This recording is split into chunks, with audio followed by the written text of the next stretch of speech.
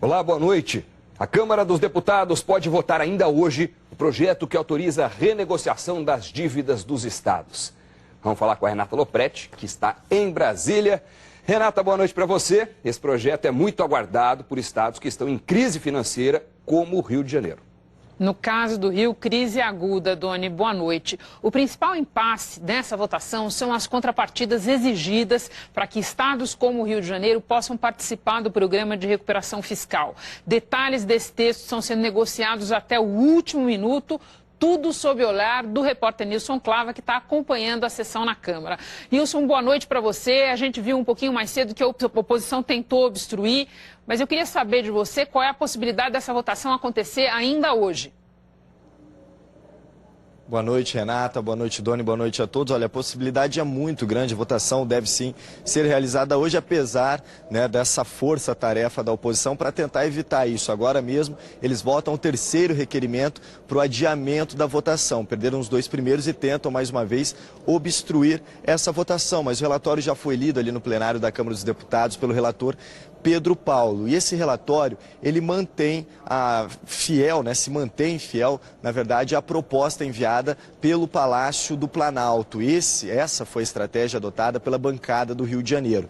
Eles tentaram blindar o projeto de recuperação fiscal e tentar conseguir agradar os outros estados que não são beneficiados por esse projeto fora dele, através de outros projetos, para blindar e manter esse projeto bem fiel àquilo que foi proposto pelo governo federal. A preocupação é tão grande que um bastidor aqui, ontem, o relator Pedro Paulo mandou o texto dele para a Secretaria de Tesouro. Depois esse texto foi reenviado pela Secretária de Tesouro a Pedro Paulo e hoje, instantes antes do início das discussões sobre o projeto de recuperação fiscal, sentaram numa reunião o presidente da Câmara dos Deputados, o relator Pedro Paulo e a secretária do Tesouro para discutir conjuntamente esse projeto que foi levado agora no plenário. Então, o relatório de Pedro Paulo é muito fiel, mantém a necessidade, por exemplo, do aumento da contribuição previdenciária dos servidores de 11% para 14%, só que traz a flexibilização de alguns pontos importantes, como a privatização, Ele tenta aumentar o leque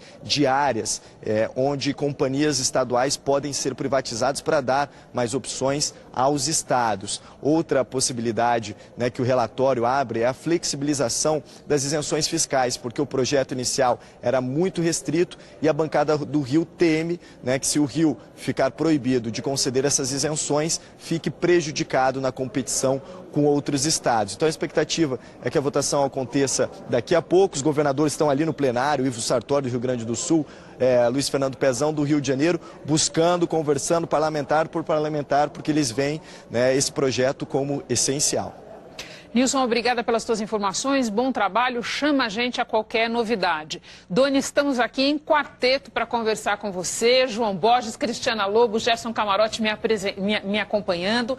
Cristiana, um pouco de memória, a tentativa anterior de votar esse projeto foi prejudicada dias atrás, porque a crise do Rio é fiscal, mas é também policial, e a tentativa de votação coincidiu com aquela operação em que tanta gente foi presa e o TCE ficou ali semi-paralisado. Exatamente, há uma semana. E teve uma outra tentativa, Renata, a gente há de lembrar que no final do ano passado, dezembro, nas últimas sessões ali da Câmara dos Deputados, em que quase foi aprovado, quase entrou em pauta e teve aquele desentendimento entre o presidente da Câmara, Rodrigo Maia, e o Ministério da Fazenda, por conta da presença do líder do governo, então líder do governo André Moura, e isso vem atrasando a cada momento. Mas parece que agora a aposta do governador Pezão é de que seja votado. E ele acha que, em relação a outros estados, o Rio está mais avançado porque ele já assinou o contrato com o governo federal.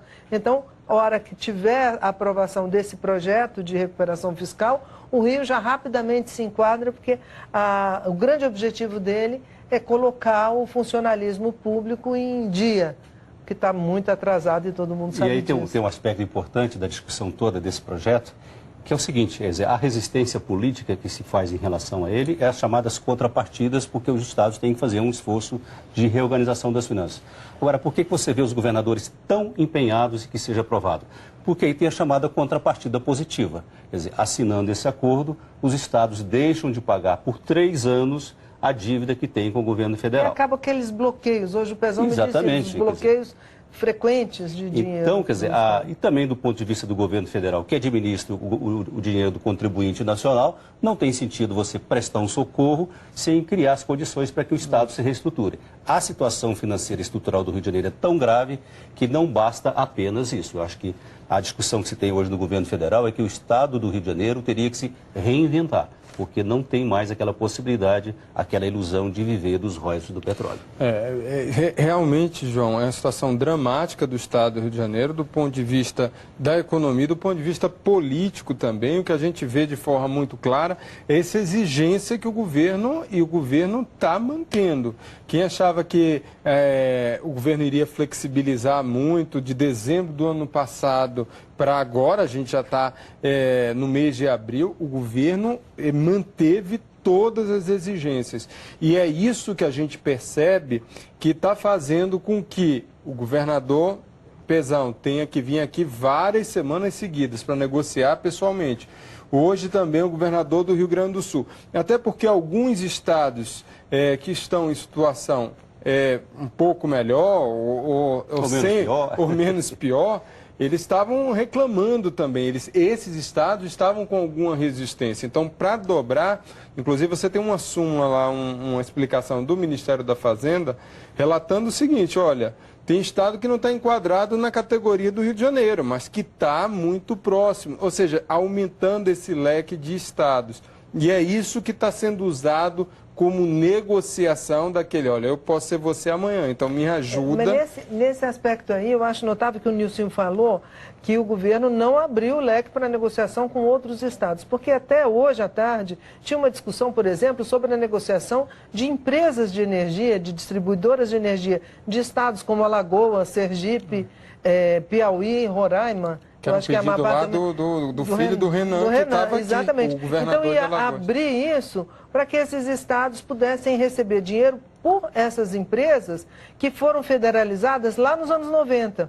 Então, uma forma de abrir uma torneirinha de dinheiro para esses estados.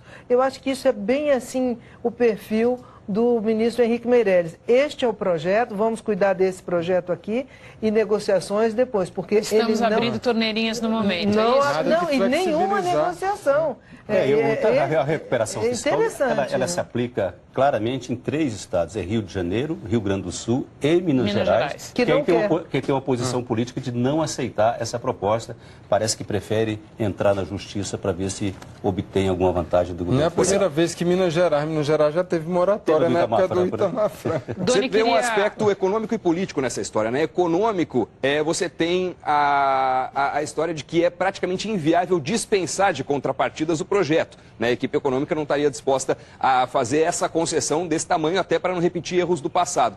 Por outro lado, politicamente, a disputa de 2018 já pesa nas votações importantes que são feitas hoje, no mês que vem e assim por diante. Então, o parlamentar lá tem receio em deixar sua digital em algum tipo de aprovação que possa, segundo ele, segundo a interpretação dele, ser mal recebida pelo seu eleitorado. É essa equação que vai ter que ser resolvida para passar uma proposta importante para os estados, essa e outras tantas, e ainda assim viabilizar as negociações políticas em Brasília. Não é pouco. Bom, Doni, eu sei que você tem assuntos importantes com o João ainda nesse bloco. Cristiana Camarote e eu te esperamos para falar da delação de Duda Mendonça no próximo bloco. Combinado. Até já.